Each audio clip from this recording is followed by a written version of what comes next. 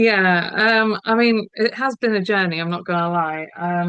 Four Ministries kind of came about a bit last year, but it's been birthed like God's given me a passion for pioneering since about 2019.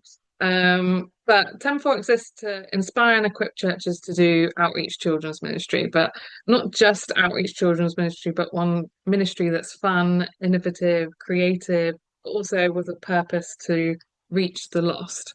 And I kind of, back in 2019, I was made redundant from the church job that I was in at that time, but I wanted to help other churches who wanted to do children's ministry or youth ministry, and just to overcome those barriers that kind of stopped them from doing that. And I feel that that was kind of starting around that time anyway, that there was more and more churches that were stopping doing youth and children's ministry. And then COVID came along and made everything worse. And obviously, everybody had to stop doing things. But I think since then, it was harder to come back for some churches. Some churches were able to start back quite quickly, but others ended up just pulling back altogether. And I kind of just knew that there was a need basically that needed to start, and God just started stirring that within me.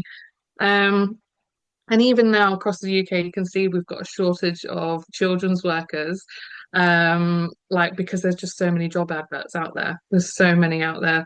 And we were seeing a decline in like under 16s, but actually recently it seems that within the church, there's a rise of people who are in Gen Z. We just look at the report of the Quiet Revival this last weekend. We had a news report about how Gen Z had turned into the church and everything like that. Did you see that on like socials, like so I shared and stuff? yes, yeah, I did, yeah.